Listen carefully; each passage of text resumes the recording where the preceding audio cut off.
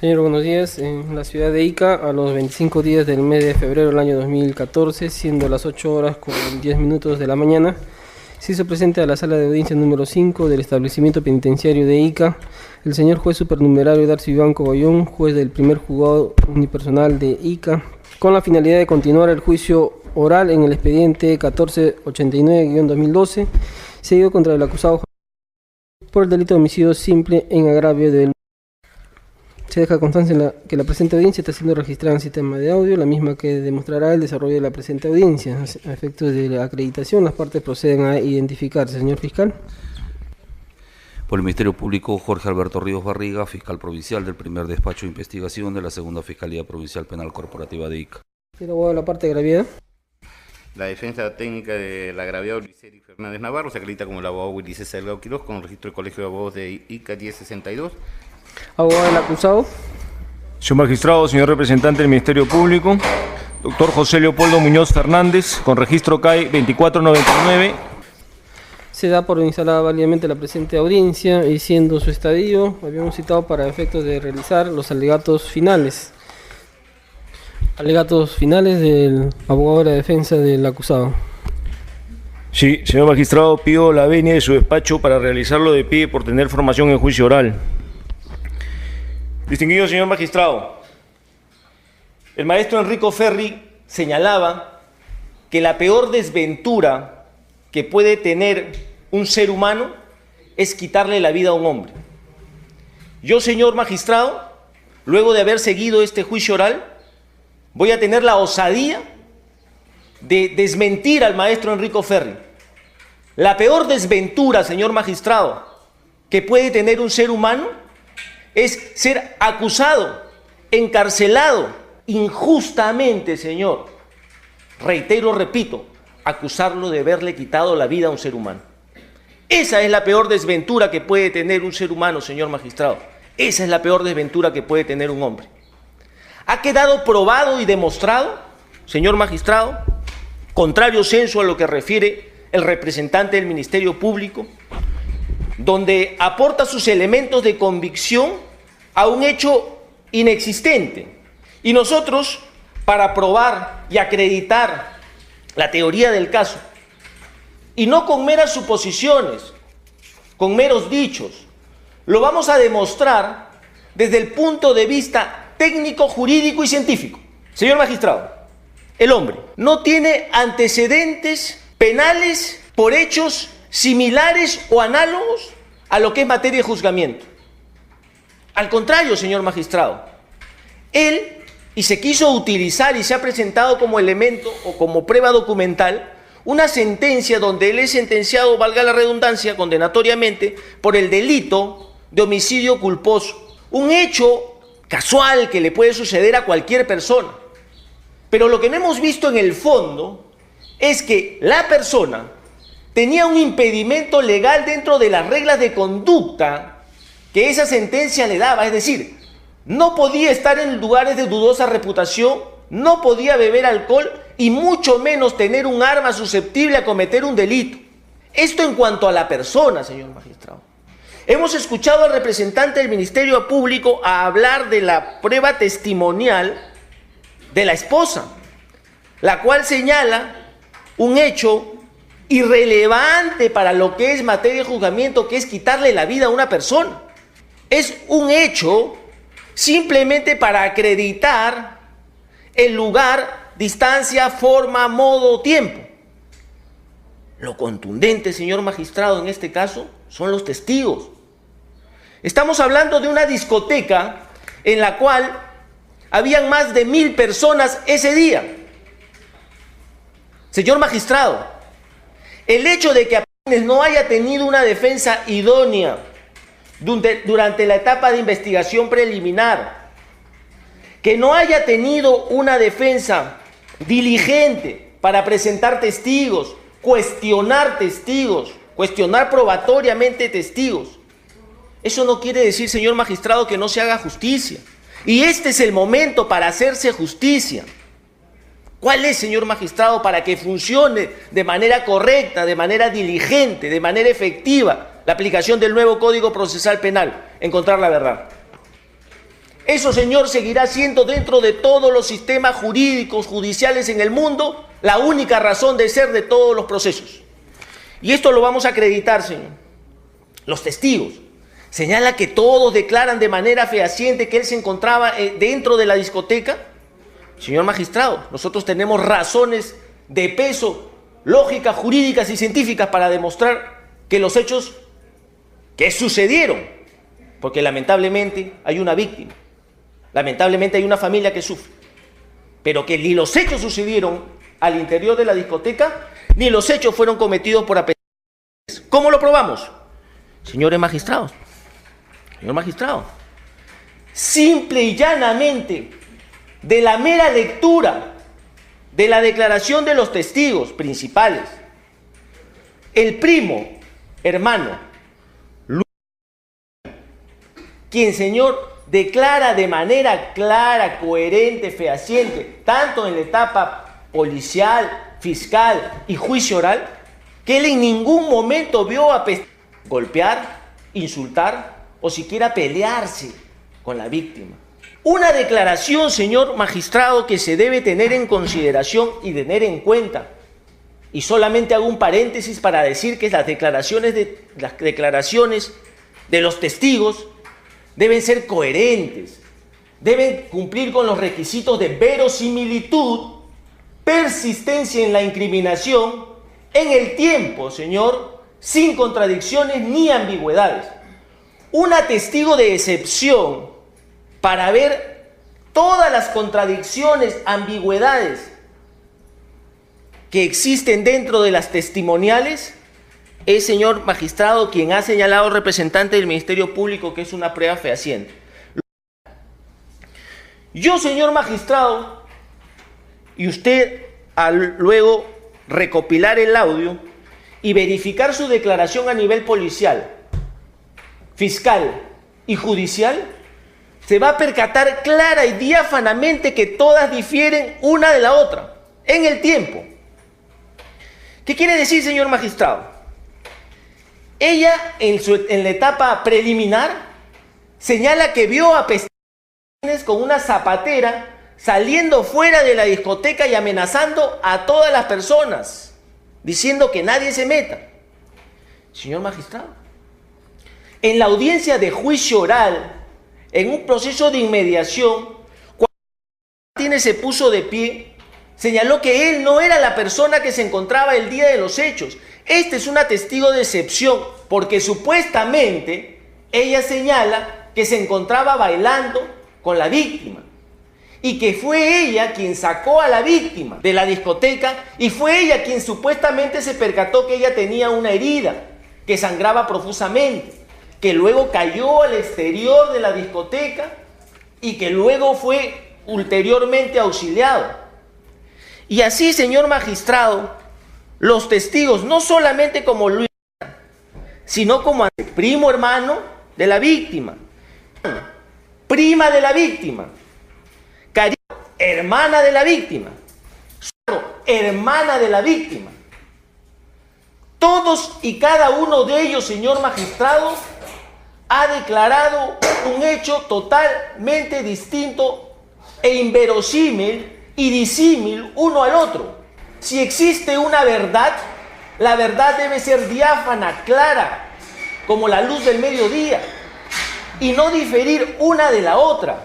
Todos señalan que todos y cada uno salieron con la víctima. ¿Quién salió con la víctima? Todos juntos. ¿Quiénes se dieron cuenta? ¿Quién se percató? ¿Quién no? De 1000 personas, señor magistrado, todos y cada uno de los testigos son hermanos y primos de la víctima. El hecho de que Martínez no se haya defendido en la etapa correspondiente, proponiendo las cuestiones probatorias de tacho, observando la acusación y todos los hechos relevantes a su restricto derecho a la defensa, eso no quiere decir que no se tenga en cuenta el artículo 229 del Código Procesal Civil de aplicación supletoria en estos casos, donde señala en su inciso tercero que no pueden ser testigos parientes de 4º grado de consanguinidad, 3º de afinidad. Y, señor, muy importante, tampoco pueden ser testigos quienes tengan interés directo en el proceso. Y vamos a demostrar que todos estos familiares tenían interés directo en el proceso. No podemos ver que en un universo de 1000 personas haya un linchamiento jurídico de las hermanas, porque son las hermanas las únicas que declaran con lujo de detalle forma, modo y circunstancias como supuestamente. Y otra cosa para tener en cuenta, señor magistrado, con una zapatera haber herido supuestamente mortalmente a la víctima. Si tenemos claro que hay una prohibición expresa de aplicación supletoria, porque el artículo 229, señor magistrado, y yo estoy haciendo uso de lo que me ayuda la memoria, pero podemos, o puede ser factible o posible que yo sea un loco, un enajenado mental y me esté equivocando. Entonces voy al texto expreso y señala claramente cuáles son las prohibiciones en el artículo 229, inciso tercero. El pariente de cuarto grado de consanguinidad está prohibido, el tercero de afinidad, cónyuge concubino. Y señor, el cuarto, el que tenga interés directo o indirecto en el resultado del proceso. Y es más, en el quinto acápite, señor, señala que el juez y el auxiliar en el proceso que conoce. Es decir, si usted hubiese sido testigo de esos hechos, usted tendría que invocar el artículo 229, inciso quinto de aplicación supletoria. ¿Por qué al juzgador sí y a los hermanos de la víctima no? Esta es una prohibición expresa, señor magistrado, que trae la siguiente teoría del caso de la defensa. Porque si ya nos hemos dado cuenta que los únicos testigos son las hermanas, los primos hermanos y los tíos de la supuesta víctima, o perdón, de la víctima, tenemos que tener en consideración lo siguiente. La verdad es una sola y se tiene que demostrar en juicio. Un testigo de excepción, señor, fue el propietario de la discoteca, quien, al momento que da su testimonial, señala que todas las diligencias que se realizaron al inicio de estos hechos traen consigo que no se pudo determinar de manera técnica científica que había sucedido un hecho de sangre al interior de la discoteca. Como quiera, señor magistrado, que se tenía que prevenir cualquier hecho de responsabilidad en esa discoteca. ¿Qué sucede? Con presencia de su abogado y en ese tiempo un miembro de la Policía Nacional que trabajaba en la discoteca de apellido Barbosa y quien ha sido testigo en este juicio, coordinan para hacer la prueba de luminol, una prueba técnica científica. Esta prueba, señor magistrado, que hubiese determinado de manera fehaciente, apodíctica, de que hubo un hecho de sangre al interior de la discoteca, se vio frustrado, señor magistrado, porque habiéndose programado la diligencia un día antes de ella, esa discoteca, señor, el teatro, el escenario de los hechos, fue incendiada. Señor, esa discoteca, por quien ahora pregona que está probado que fue la víctima, porque supuestamente su conviviente dijo que no fue 2 cuadras, sino fue 1,5. Quien señala que es responsable debió ser diligente en tener una cadena de custodia del escenario, del lugar, del teatro de los hechos. Y no lo hizo. Permitió que con ayuda de este policía Barbosa se filtre esa información y al día siguiente se queme la discoteca, se incendie la discoteca, porque no había material abrasivo que pueda borrar esas huellas más que el fuego. Y ese día fue incendiada la discoteca. Es decir, ¿qué elementos de convicción tenemos? Testigos que son hermanos, testigos que están dentro de la prohibición del artículo 229 del Código Procesal Civil, de aplicación supletoria en este caso. ¿Tenemos el escenario de los hechos? ¿O ese escenario de los hechos fue incendiado? ¿O ese escenario de los hechos no existe? ¿Qué tenemos, señor magistrado? ¿Qué elemento de convicción nos van a dar para poder condenar a una persona? Si se dice que las pruebas tienen que ser tan claras como la luz del mediodía y alcanzar grado de certeza. Si no es aplicación del apotegma jurídico, que ante la duda, esta le favorece al reo. Señor magistrado, no solamente eso, que no existió teatro de los hechos, no existió cadena de custodia. las personas que han declarado que estaban prohibidas por ley de declarar, las dos hermanas, las dos únicas que señalan que mi defendido fue el que agredió a la víctima, señores, tenían interés directo en el proceso, no solamente 229 inciso tercero, sino cuarto. ¿Interés directo cuál? ¿Cómo no van a tener interés directo si ellos mismos quemaron el escenario de los hechos? ¿Por qué si supuestamente ellos sabían el día o el mismo día o ellos habían visto que había sido apestado? ¿Por qué no quemaron su casa? Si tenían que quemar algo, ¿por qué no lincharon a Martínez? ¿Por qué quemaron el escenario de los hechos que les iba a dar luces para conocer la verdad? ¿Por qué? ¿Para qué? En la vida nada sucede por casualidad, hay un porqué. Señor magistrado, un hecho muy grave, y por favor yo le solicito la carpeta fiscal donde se encuentran las fotografías para poder ejercer mi derecho a la defensa. Por favor, doctor, si podría. Esto es muy importante, señor, porque yo no hago conjeturas. Yo no estoy acá para suponer, para creer, para pensar. Yo soy un abogado defensor y demuestro con elementos probados, elementos de convicción claros, fehacientes y científicos. Señor magistrado, no tenemos testigos fehacientes y apodícticos o testigos creíbles. Tenemos que estar testigos dentro de la prohibición. No tenemos escenario de los hechos. Usted me dirá, ¿qué tenemos?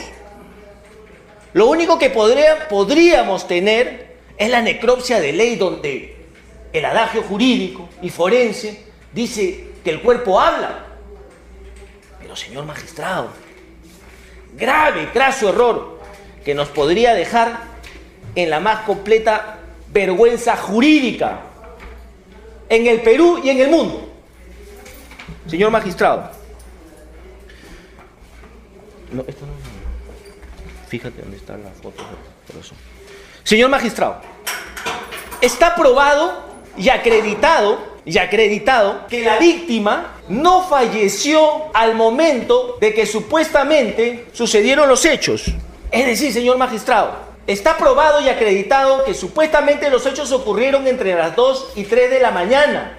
Si la víctima fue trasladada a un nosocomio donde no tuvo la atención idónea, oportuna, pertinaz o pertinente, el tiempo como fenómeno jurídico al momento de leer la necropsia habla que ésta se ha realizado a la 1 de la tarde, entre 1 y 2 de la tarde. Estamos hablando, señor, de cuántas horas. No estamos hablando de que fue un homicidio. Estaríamos hablando de unas lesiones con subsecuente muerte. En el hipotético, 1.000.000 de veces negado que haya sido apestado. En el hipotético y supuesto caso, eran lesiones con subsecuente muerte. Lo grave, señor, y lo que digo, que no solamente va a crear jurisprudencia, sino vergüenza a nivel nacional y mundial. Lo que ha sucedido, señor magistrado, en este caso, tiene que ser el no debe ser, para que tanto el Ministerio Público, Medicina Legal, tome relevancia en este caso y no se vuelva a cometer este error, para generar una prueba que va a servir al juzgador de que sea prueba prohibida, prueba infectada. Señor magistrado, si tenemos en consideración que son lesiones con subsecuente muerte, porque el propio médico legista que vino a ilustrarnos sobre cómo habían sido los hechos, nos señaló de manera clara que estos hechos causaron una muerte ulterior y porque en nuestra localidad no había un médico especialista. Ante la pregunta del representante del Ministerio Público, señala que el arma con la que fue herido de necesidad mortal era un denominado cuchillo, porque era un arma en forma, y él lo dijo literalmente, plana y de cuchillo. Lo cual difiere también de todos los supuestos testigos que están dentro del campo de la prohibición, que señalan que era una zapatera redonda. Señor magistrado, pero eso no es lo más grave. Acá viene lo que va a ser nuestra vergüenza local, nacional y mundial. Estamos hablando de una persona con lesiones y subsecuente muerte.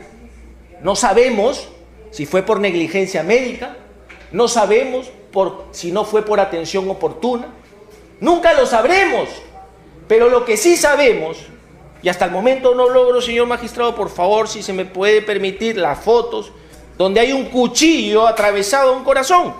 Señor magistrado, la víctima, con un cuchillo en el corazón, señor magistrado. ¿Algún testigo ha señalado, y acá lo desvirtuamos, que la víctima fue con un cuchillo en el corazón hasta el hospital? Si todos supuestamente han señalado que él salió caminando y luego se tocó el estómago y dijo, y se percató porque vio sangre. Y ahí se percata, dice, que estaba herido. Señor magistrado, esta foto nos habla de una persona que está con un cuchillo. Si así fueron los hechos, así debió llegar para que tenga la atención oportuna. ¿En qué momento fue? Ninguno de ellos relata que él fue con un cuchillo en el pecho al lugar del escenario de los hechos. Sabemos que murió después de horas.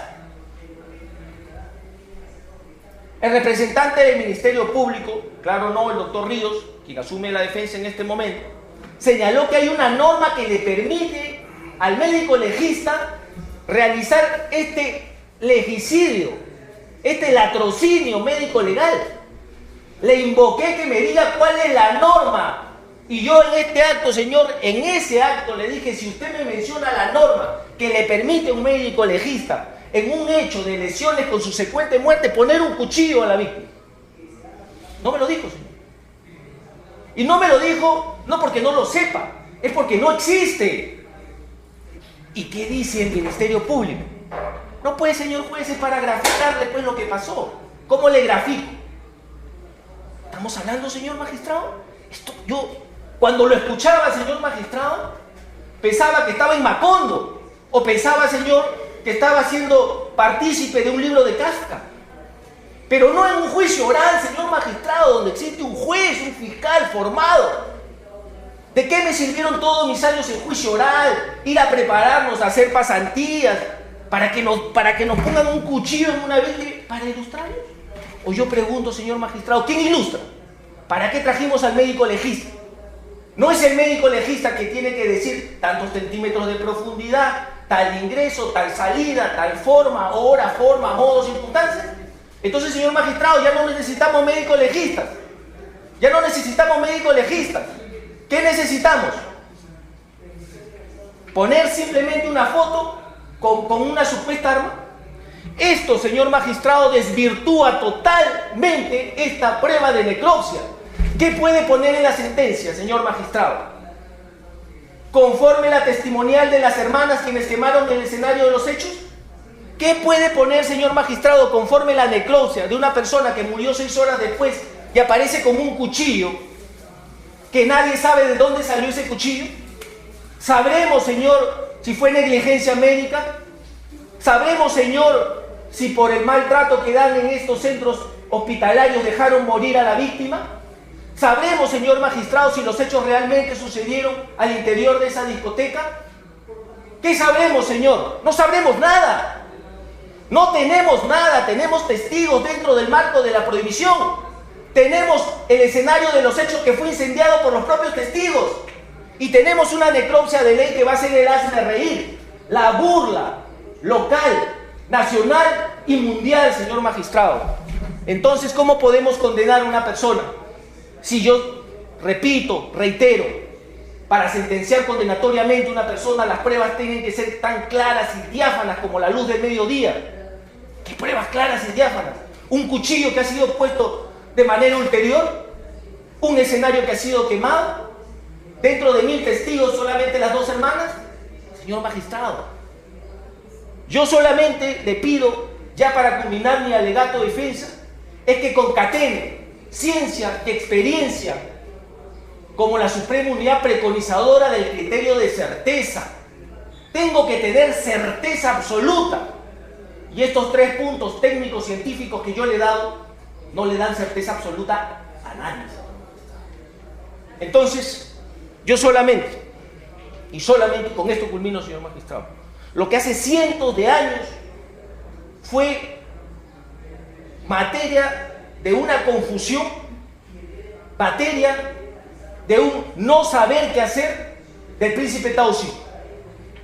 En la China legendaria era el encargado de impartir justicia y decidir quién vivía, quién moría. Para esto, señor, consulta al sabio Confucio y le dice: maestro, ¿qué he de hacer? Me siento acongojado porque sé que estoy cometiendo injusticias y muchos inocentes están muriendo. Y el sabio Confucio le dijo: señor magistrado, para condenar, para quitar la vida, debes pensarlo 1 y 1000 veces. 1 y 1000 veces.